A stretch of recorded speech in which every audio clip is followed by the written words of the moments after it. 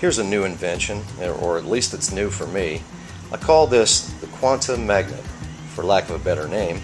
Actually, it's a dual action set of magnets where you get attraction and repulsion simultaneously. They're ring magnets with some little neo slabs, and there's pieces inside there. And here's what I started with. This is just a pop that out of there. Just a little disc. It's a ring magnet. These things I've had for probably 35 years. They're really old.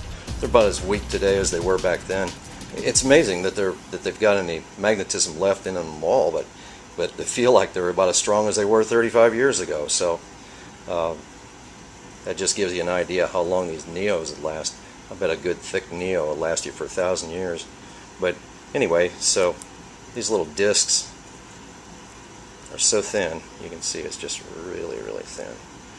And it just fits on top there, makes it nice and flush.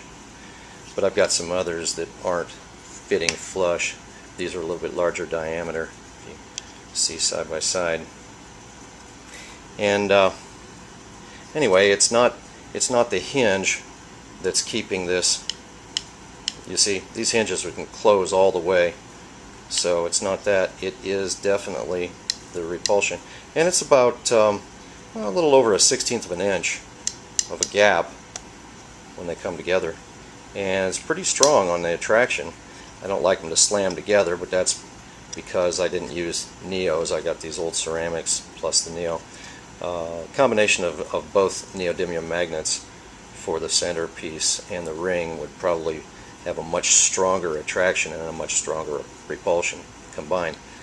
But it's very interesting if you check the poles. See here on the back, I've just got another piece of ceramic that fills the hole. The magnets are about a 1/4 of an inch thick. So if you check the poles on the back side, you've got north pole all the way across. Center's north, ring's north. Opposite of that, flip it over, we've got south pole.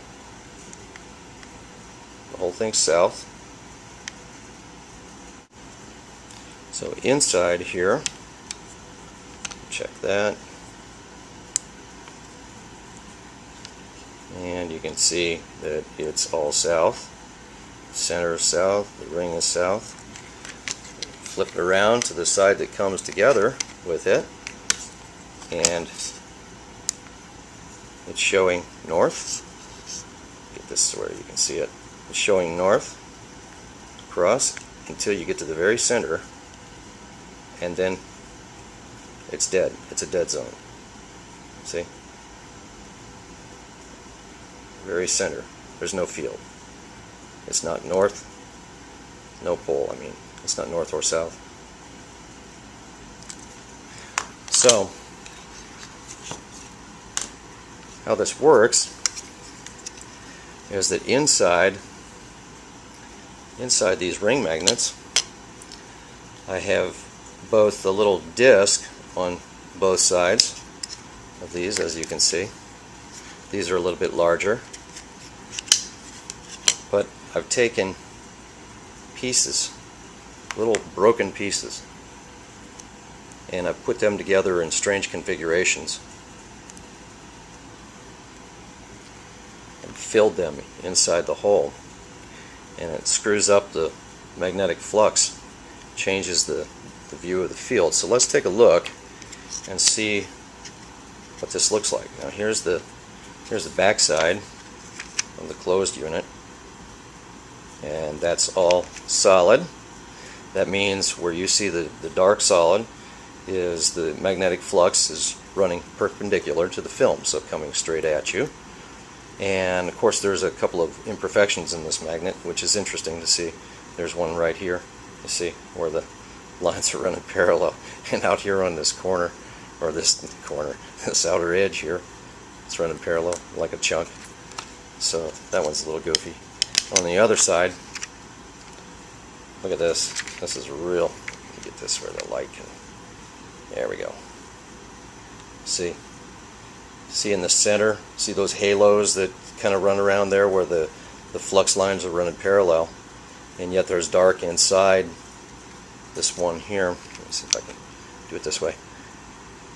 See where this outer one here is running parallel and this is running perpendicular, and then this is all mixed up in here because of those chunks, and yet you've got the power of that little neodymium disc. Okay, inside, let me clear this film. Just drag it across. If you take a magnet like this and you drag the film across it, it clears it. Otherwise, there's like a little memory effect in the magnetic viewing film. Sort of keeps that image there for a while. So on this one,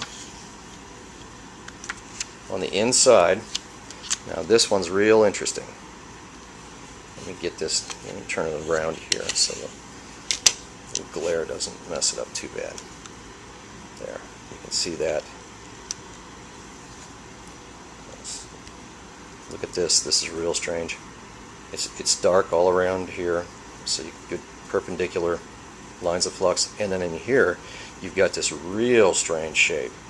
You've got a little piece that runs up through here where the flux is parallel, and then you've got a combination here, and it's throwing it out into this area here a lot more on this side than it is on this side here. So that's because if you take a piece of magnet that's a broken piece of magnet like this, put the film over it, and you look at the shape. Look at the shape of that. It's parallel to the film here and down here, and where it's perpendicular, it's perpendicular to the film here where it's dark, and where it's light, it's parallel to the film, the magnetic lines of flux. But look, they're not in a straight line. They're going off on an angle because this piece is kind of a triangular point. It's the corner of a magnet. I don't know if you can see that very well, but it's just a little chunk. So you put those little chunks like that inside these, and again, it screws up the magnetic field, throws it off in different directions, and that seems to be what allows this to so easily repel and yet come together. And look at that. It's pretty amazing, really. And it's just a simple little thing, but it definitely holds it apart. It does not want to stay together. I'm not doing any tricky thing with my fingers either. I mean, this is actually working, just like you see. You can do it too. That's how you do it.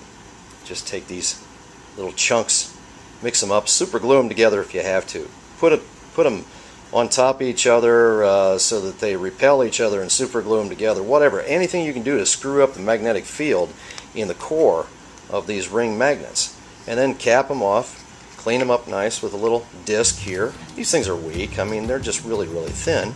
And you can see I've got a smaller diameter on one end than I do on the other end. See, this diameter is just a little bit bigger, maybe I don't know, 1/16 of an inch or maybe 1/8 of an inch larger in diameter than this one on this end. But that's not really why this works, because without those pieces inside, it didn't do this. And so the pieces inside allowed it to do this by screwing up that magnetic field and getting that asymmetrical shape so that they'll both attract and repel simultaneously. There you have it. The quantum magnet. See you next time.